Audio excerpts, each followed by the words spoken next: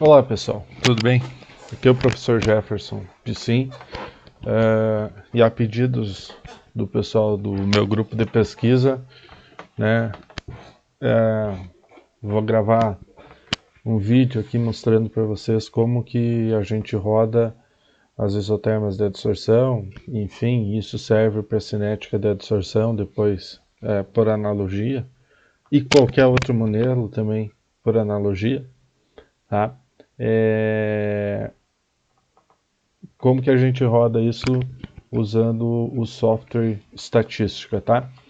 Então, esse é dos processos, é o mais simples, é o software mais simples de ser usado, né? Tem outros softwares que também tem certa facilidade, mas esse é um dos softwares mais simples que a gente usa.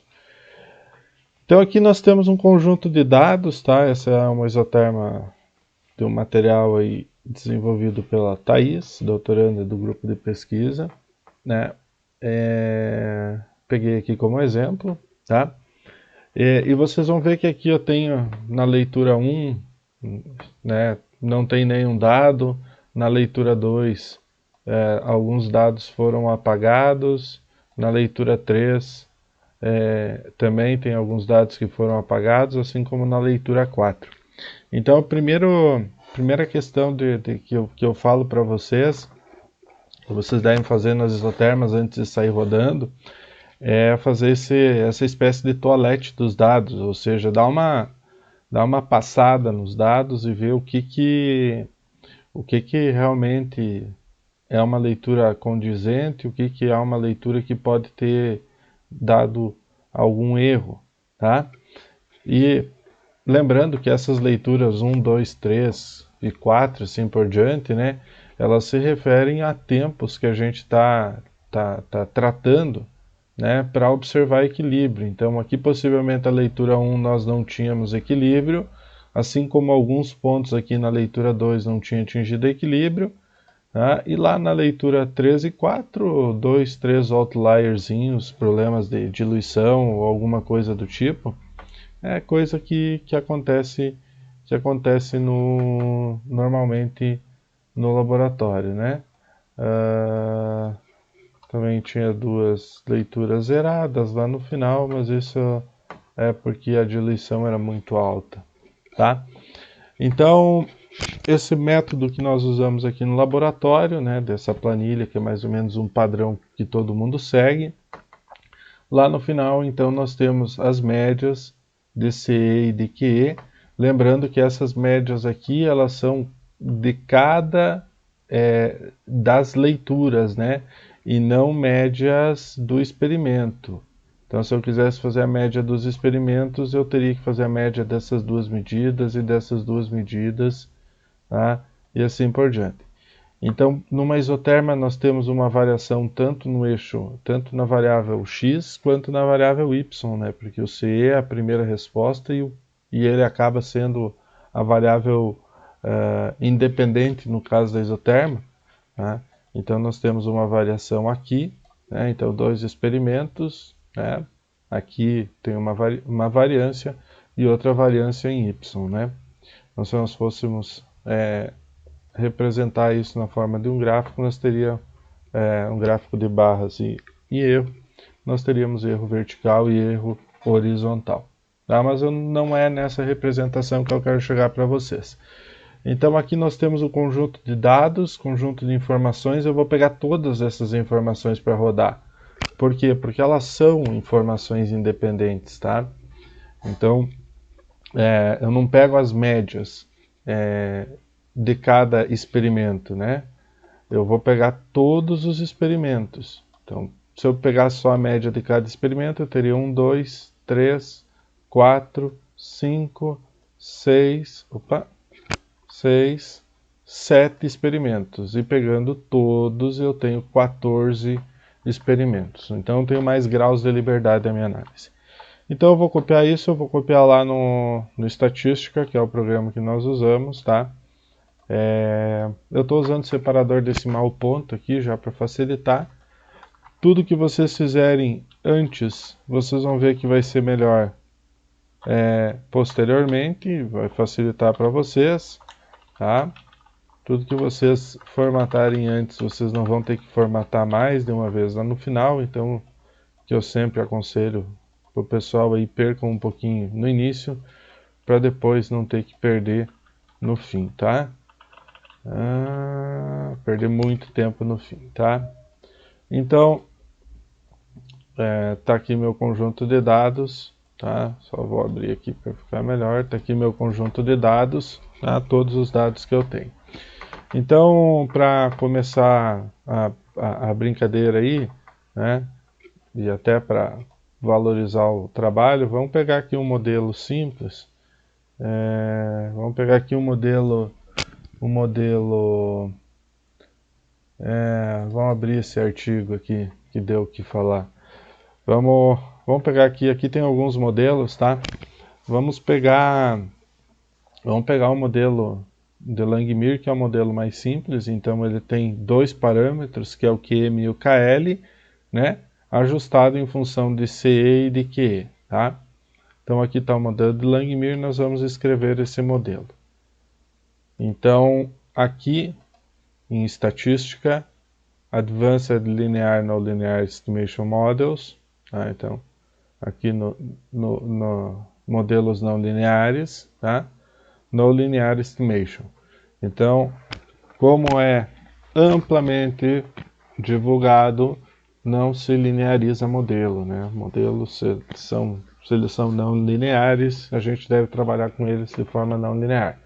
Então eu vou pegar aqui o modelo não linear, a forma de estimativa não linear, até porque os meus dados não foram linearizados anteriormente, tá?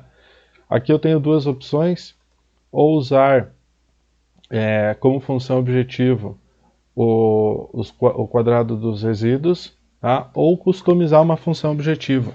O que é a função objetiva? A função objetiva, então, é aquilo que o algoritmo, né, ele vai minimizar ou maximizar, enfim, ele vai otimizar, né, variando os parâmetros do modelo. Então, né, ele vai mudar o valor de KL e de QM de forma que essa função objetivo seja otimizada, tá?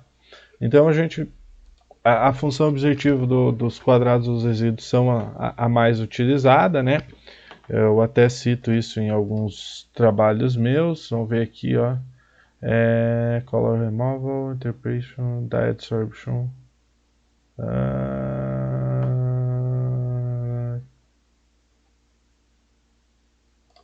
Eu acho que nesse artigo aqui eu cito alguma coisa.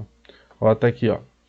Então, como é que foi feita a otimização não linear? Então, se vocês pegarem lá meu artigo de 2012, eu comento como é feito essa otimização.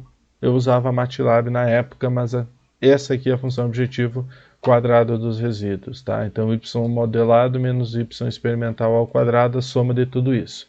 Quanto menor for isso, mais ajustado o modelo está aos dados experimentais. Então, essa é uma função objetivo que tem que ser minimizada para sua otimização. Tá? Então, vou pegar aqui o padrão, tá? E aí na próxima caixa ele vai pedir para que eu escreva o modelo que ele quer ser ajustado, tá? Então, o MATLAB, o estatístico, ele funciona na forma de matriz, tá? Então, esse aqui seria a variável 1, a variável 2 e assim por diante. Então, ele não vai entender Q e C. Eu tenho que chamar as variáveis. Variável 3, 4, aqui tem alguns exemplos, ó. Então, variável 3 é um B1 vezes a variável 4, tá? Então, alguns exemplos, tá? Então, pode chamar var1, por exemplo, né? Ou v1, ele vai entender da mesma forma. Eu vou pegar a forma simplificada aqui. Então, v2, que é o QE, é igual KL. Eu sempre sugiro vocês utilizarem o underline, né, para separar aí as informações, QM vezes a variável 1. Então, vejam que eu escrevi os parâmetros KL, QM, tá? Então eu escrevi parâmetros. Tudo isso dividido por 1 mais KL vezes a variável 1, que é o valor de C, tá? Muito bem.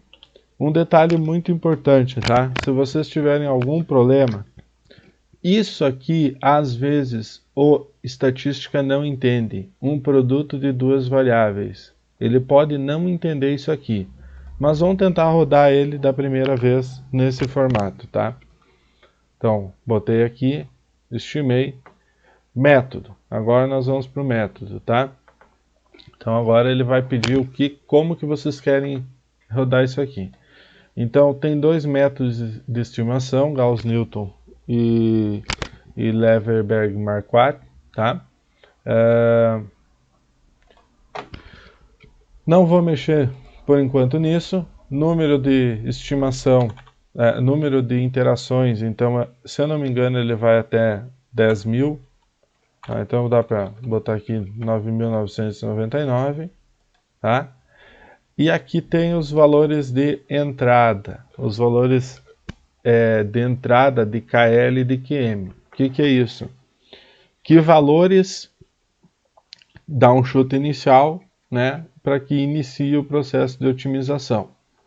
Então, nada mais é do que um chute inicial para estimar esse processo de estimação, tá? Então, se vocês têm alguma... o que vocês poderiam fazer, por exemplo, já olhando os dados, saber que QM é em torno de 100, tá? Poderia ser feito isso, tá? Ou simplesmente facilitar, botar KL e QM como o mesmo número e deixar que o programa faça a convergência, tá? Perfeito, aqui tem um resumo e vamos a... o número máximo de interação é 1.000, não é 10.000, tá? Mas é mais do que o suficiente, tá? Ó, vejam aqui que não teve, o modelo não se ajustou aos dados, tá? Ó, vocês podem olhar aqui, ó, então o modelo não teve ajuste, tá? Enfim, vamos ver o que aconteceu, tá? Minha primeira hipótese é o algoritmo. Então, Leverberg e Marquardt não foi suficiente. Vamos tentar Gauss-Newton, tá? Vamos tentar Gauss-Newton. Não adiantou. Então, qual é o problema? O problema está aqui em cima, tá? Nesse produto de variáveis. Então, isso aqui ele não vai entender. Então, eu vou ter que reescrever isso de uma outra forma. Alguns artigos até usam dessa forma. Eles chamam desse produto aqui como sendo a variável B ali, tá? Então, o B é em cima e o KL é embaixo, tá? Vamos ver se vai funcionar? Vou deixar Gauss-Newton, ok. Olha aí, ó. Pronto, rodou. Então, aqui nós temos o valor de R ao quadrado. Eu já vou voltar a falar nele, tá? Depois nós temos que olhar esse valor aqui com mais calma, tá? Tá aqui o ajuste. Não se assustam com isso aqui, porque ele é um modelo que tende a zero, tende a menos infinito e a mais infinito em zero, tá? Então não se assustem com essa forma aqui. Quando vocês zerarem isso aqui, vocês vão ver que o modelo vai ficar bonitinho, ó, bem como deve ser, tá? Então aqui está a modelagem dos dados, tá? Aqui está o valor de KL e aqui está o valor de KL vezes QM. Lembra que a gente estipulou que KL vezes QM é igual a esse B aqui, tá? Nós vamos pegar isso aqui de forma tabelada, tá? Então aqui estão os parâmetros de B e de KL, os valores de B e KL, a análise estatística, limites de confiança e tudo mais, tudo bem bonitinho como deve ser, tá? Aqui a gente tem a análise de variância do modelo. Então, basicamente, o que vocês vão exportar daqui é essa tabela e a análise de variância do modelo, tá? Então, está dizendo que o modelo foi preditivo, tá? A probabilidade do erro tipo 1 menor do que 0,05, tá? E são esses valores que nós vamos usar para depois não ter que ficar puxando esse valor de R ao quadrado para uma planilha em Excel, tá? Então, o que eu vou exportar? Tá? Então, eu vou exportar essas informações. Eu sugiro vocês deixarem aqui uma parte mais ou menos previamente estabelecida aqui, ó. Então aqui Langmuir, tá? Langmuir. Nós temos o parâmetro B, nós temos o parâmetro KL, tá? E aí a partir dele nós vamos calcular o QM, tá? Então eu vou exportar só esse valor aqui, tá? Beta e KL, tá? Então, se a gente diz que B é KL vezes QM, QM vai ser B dividido por KL, tá? Então, 132 mg por grama o valor. E vocês podem fazer a estimativa do desvio padrão aqui do valor de QM também, tá? Dessa outra tabela, tá? Então, eu não preciso copiar tudo isso aqui, o que eu preciso de informações é isso aqui, ó. Então, deixa eu mostrar aqui para vocês, ó. Nós temos a soma dos quadrados total, tá? E a soma dos quadrados do erro, tá? Então, é isso aqui. Então, esse valor é o total, tá? Esse valor é o total.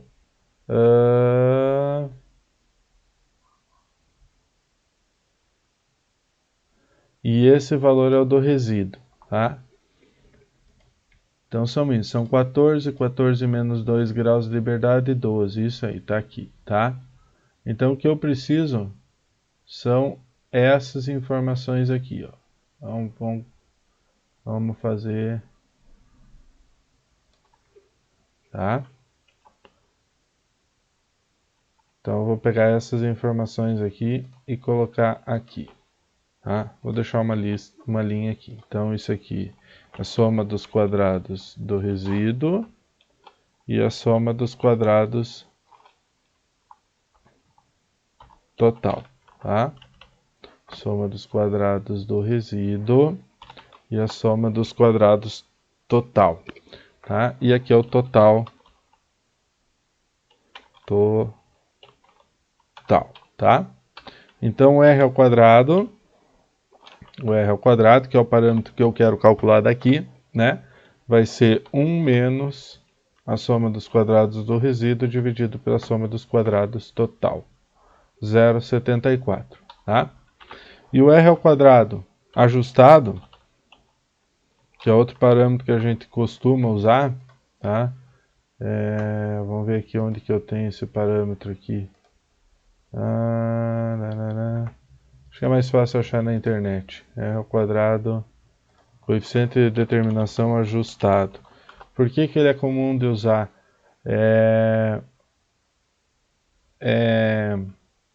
Tá aqui ele, vou pegar aqui esse dado.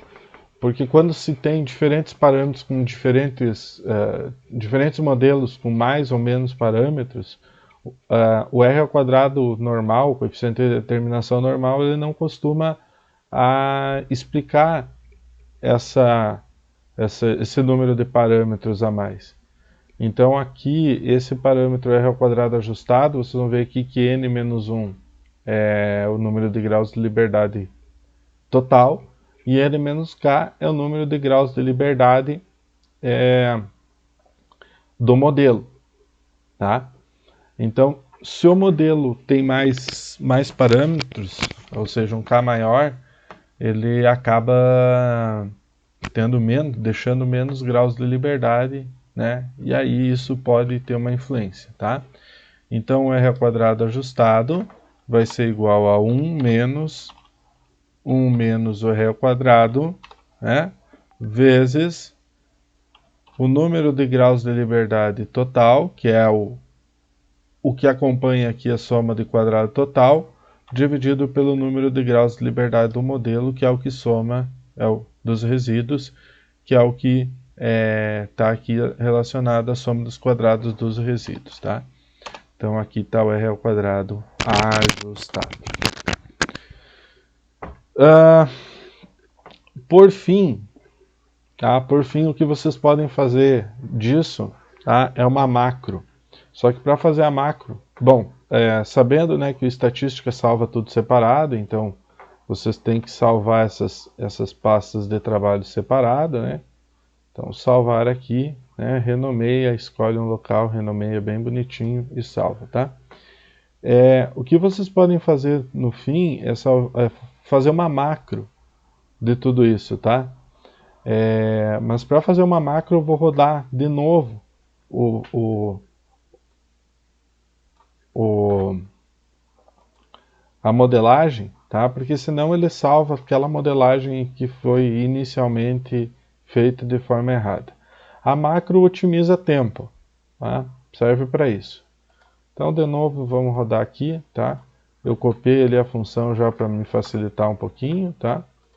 Já copiei a função, ó. Então, tudo isso foi alterado. Valores iniciais 1 e 1. Método Gauss-Newton. Tá? Aqui tem mais algumas opções, mas basicamente se resume a isso. Ok. Tá? Então, o que basicamente eu preciso salvar é o gráfico de 2D, né? A tabela dos parâmetros e a tabela da análise de variância do modelo. Tá? Então, feito isso, então fiz o que eu quis. Agora eu vou gerar uma macro para minhas próximas análises. Tá? Então, eu venho aqui, tá? Em opções, criar macro. Então, fiz tudo aquilo lá. Então, eu vou chamar essa macro de Langmuir. Tá? Vou criar essa macro e vou salvar essa macro em algum local aqui, pode ser na área de trabalho. Tá? Então, só lembrem a disposição, tem que ser V1 o valor de CE e V2 o valor de QE. Tá? Muito bem. Então, fiz tudo, fechei, ok, fiz minha análise. Agora eu vou fazer uma análise de um outro, tá? de uma outra isoterma, tá? Então eu vou pegar aqui a isoterma 25 graus Celsius, vou copiar aqui os valores de C e Q de novo, tá? Vou colar lá, beleza? Tá ali todos os valores. Então o que eu faço, tá? Deixa eu ver se está salvo aqui. Tá? Então, botei meus valores, o que eu vou fazer? Eu vou abrir a minha macro lá onde eu salvei, tá? Abri minha macro, tá aqui minha macro, tá? E eu vou, ó, com a Spreadsheet aberta, né, com a planilha aberta, eu vou rodar essa macro aqui nesse botão Play aqui, tá? Olha aí, ó. Então ela vai rodar tudo de forma automática para mim. Tá? Então ela vai fazer toda a modelagem de forma automática, não preciso ficar criando tudo. Ó.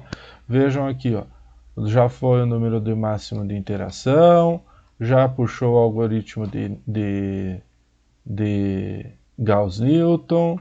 Tá? Então ela faz tudo de forma automatizada, tá bom? Tudo de forma rápida e automatizada, é só você salvar. E assim por diante.